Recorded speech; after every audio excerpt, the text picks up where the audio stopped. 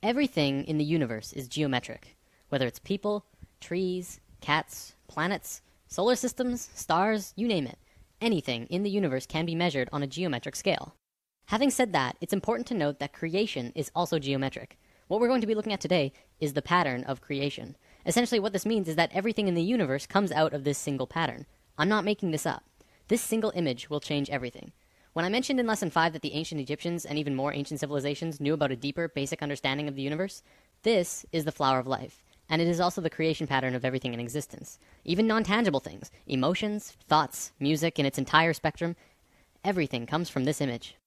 Okay, so there are 13 information systems that comes out of the flower of life. Today, I'm going to show you how physical reality can manifest itself, which is just one of the 13 systems. In future lessons, we will look at more. It's also important to note that at first it may not make sense.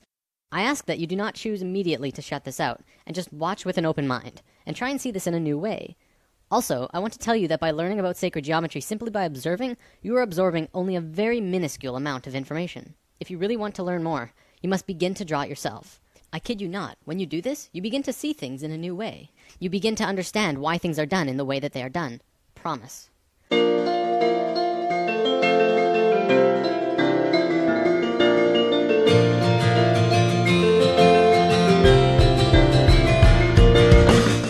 The flower of life was known around the world in ancient times. It was found in Ireland, Turkey, Israel, Egypt, China, Greece, Germany, India, and Iceland. It's also been recorded to have been found in England, Tibet, Japan, Sweden, Lapland, the Yucatan, and I think 14 other places. This thing is everywhere. Not only that, but everywhere around the world it has the same name, the flower of life. Now, to understand the flower of life, first we have to talk about how it's formed. This could get incredibly complex, so I'll try and keep it simple. Imagine consciousness, or spirit, floating in a void, which means it's nothingness, and then spirit. No physical body or mind, just spirit, and that's it. Then blackness, essentially nothing, all around the spirit, for infinite. Spirit decides to do something, so it expands its consciousness all around itself as far as it can go without moving. It creates a sphere around itself. This is the first circle in the flower of life. Then, spirit has an awareness of what's around itself in 360 degrees. It moves to the very edge of the sphere anywhere, and repeats what it did the first time. It creates this image, which also creates the Vesica Pisces. Within the Vesica Pisces is a vast and incredible amount of knowledge about width, proportion, depth. Also comes the square roots of 2, 3, and 5, which are all numbers that go on forever. But even more interestingly, comes geometric information about light. We'll talk about that in a moment. Now, spirit has no choice but to do it again. Spirit is flawless, and therefore it will move flawlessly, creating the next circle either here or here, exactly one radius away from the other circle next to it. Every time spirit moves another sphere, more and more knowledge comes out of the image that is created. The first complete image to be formed is this. It has two names, the seed of life, or the Genesis pattern, and for good reason. Now, let's look at the book of Genesis for a second. Each of these movements, or creations of circles, can be seen as another day. On the first movement, the second sphere, it created knowledge about not only mathematical proportions, but light.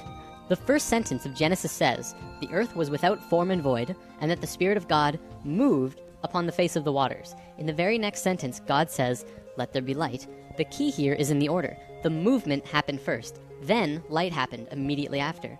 Well, but what about the waters? Well, you have to remember that the Bible has been changed over time a lot. The ancient Egyptians would say that the way our modern Bibles begin creation is impossible, especially if you think about it from a physics point of view. Imagine a dark, infinite space that goes on forever and ever in all directions. You're just floating there with nothing. You can't really fall, but where would you fall to? From a purely physics or mathematical point of view, motion itself, or kinetic energy, is absolutely impossible in a void. You can't even rotate, because motion cannot become real unless there is one other object in the space around you. So the ancient Egyptians would say that before God moved upon the face of the waters, it would first have to create something to move relative to. So, Genesis pattern, after 3 spheres, you get the Holy Trinity. Another interesting one, it says in many Bibles of the world, not just the Christian Bible, that on the 4th day of Genesis, exactly 1/2 of creation was completed. Starting from the first motion, exactly 1/2 of the circles were formed on the 4th day. 5th day of Genesis, 6th circle, more information, and then on the 6th day, a geometric miracle takes place. The last circle forms a complete 6-petaled flower. This is what many earlier Bibles meant when they said, "In the beginning there were 6." Our Bible even said creation was formed in 6 days, and this fits exactly. This is the pattern of Genesis, and so it's called the Genesis pattern. It's also the beginning of the creation of the universe that we live in. These original movements of spirit are really important, but now let's look at something even cooler. Another image that comes out of this pattern is this. It's called the Tree of Life. Many may recognize this as the Jewish or Hebrew Kabbalah, but the Kabbalah did not originate this image, and there is proof. The Tree of Life does not belong to any culture, not even the Egyptians, who carved the Tree of Life on 2 sets of 3 pillars at Karnak Temple, Luxor, over 5,000 years ago. It's outside any race or religion, as with all of these images. They are patterns that are intimately connected with nature. You'll also notice that every circle on the Tree of Life is either the length or width of the Vesica Pisces. The second image beyond Genesis in the Flower of Life is the Egg of Life. This is formed during the second vortex motion. Upon its completion, it creates an image like this, a 3-dimensional shape that you can hold in your hand. If you were to connect their centers, you would see a cube. So what? Who cares? Well, the ancient Egyptians did, because they were concerned with creation, life, and death. They called this cluster of spheres the Egg of Life. You probably won't believe me just yet, but this shape is the morphogenic structure that created your body. Your entire physical existence is dependent on the Egg of Life structure, and everything about you was created from that form. Everything from your eye color to how long your fingers are.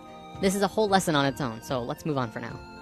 All around the world, the Flower of Life was always made the exact same way. See, this pattern can clearly go on forever. However, they always stopped after 19 circles. Why? Well, because they didn't want you to see what I'm about to show you. Back then, this image and knowledge was so sacred that they couldn't allow it to become common knowledge. It was appropriate at that time. However, now we either use the information or fall further into darkness. In biology, all cells have a zona pellucida around the edge. These circles around the Flower of Life are the zona pellucida of the Flower of Life. You must remove these, then complete the spheres that were cut off by the zona pellucida. With one more step, you will have the secret. Finish the drawing, add the final missing circles, giving you this. This image is the fruit of life. This pattern of 13 circles is one of the holiest, most sacred forms in existence. It's called the fruit because it is the result, the fruit, from which the fabric of the details of the reality were created. Remember when we talked about male and female energy, lesson 4? As you can see, this image is female. It has no straight lines.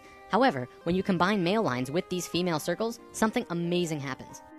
What you do is draw a straight line from the very center of every single circle to every other circle in this image. When you do this, you get an image which is known throughout the universe, everywhere, as Metatron's cube. It is one of the most important informational systems in the universe, one of the basic creation patterns in existence. So what is Metatron's cube? Well, anyone who has studied sacred geometry, or even regular geometry for that matter, knows that there are 5 unique shapes in the universe, and that they are crucial to understanding both regular and sacred geometry. They are called the Platonic solids. A Platonic solid has certain characteristics by definition. First of all of its faces are the same size. For example, a cube, the most well-known Platonic solid, has a square on every face, so all of its faces are the same size. Secondly, the edges of the Platonic solids are all the same length. All edges of the cube are the same length. Third, it only has one size of interior angles between the faces. In the case of the cube, this angle is 90 degrees. And fourth, when put inside of a sphere, all of the points will touch the edge of the sphere perfectly. With that definition, there are only 4 shapes besides the cube that fit that description. So what are they? Well, we have the dodecahedron, the tetrahedron, the octahedron, the isosahedron, and the hexahedron. All of these shapes are found within Metatron's cube. This knowledge is also where original alchemy came from. The ancient alchemists and great souls like Pythagoras, father of Greece, considered each shape to have an elemental aspect to them. The tetrahedron was considered fire, the cube was earth, the octahedron was air, the isosahedron was water, and the dodecahedron was ether. Ether, also known as prana, and tachyon energy are all the same thing. They extend anywhere and are accessible at any point in space, time, and dimension. This is the great secret of zero-point technology. The sphere is voidness. These 6 elements are the building blocks of the universe, and they create the qualities of the universe. To summarize, this is the first informational system that comes out of the fruit of life through Metatron's cube. In alchemy, they rarely discussed ether. I've read that in the Pythagorean school, if you even uttered the word dodecahedron outside of the school, they would kill you on the spot. That's how sacred this shape was. 200 years later, when Plato was alive, he would discuss it, but only very carefully. This is because the dodecahedron is near the outer edge in your energy field, and is the highest form of consciousness. There's quite a bit more here, but I don't think I can go much further on it right now. Anyways, recognize this? The periodic table of elements? Every single element on this table has a geometric relation to one of these 5 shapes. Modern scholars ridiculed this idea until the 1980s, when Professor Robert Moon at the University of Chicago demonstrated that the entire periodic table of elements, literally everything in the physical world, is based on these same 5 forms. In fact, throughout modern physics, chemistry, and biology, the sacred geometric patterns of creation are being rediscovered. Another example is the Egg of Life that I showed you earlier. Hopefully that will help you to understand just how incredible and important of a discovery this truly is. Everything that modern science knows about the elements and reality are tied together through the Platonic solids, which come out of Metatron's cube, which is formed out of the fruit of life, which comes from the flower of life, which is made by spirit. Damn. Whether you're convinced yet or not, this is the missing piece of the puzzle. It all comes down to spirit. Don't forget, this is just one of 13 informational systems that created the universe. If you want to study this on depth in your own, the best resource I'm aware of is the book The Ancient Secret of the Flower of Life. Alright, I'm going to wrap up with something I think you'll enjoy. Do you believe in aliens? Even after Lesson 5, I realize many of you might be skeptical. Would you believe me if I flat out told you that aliens have been coming to Earth and helping us for a very long time now?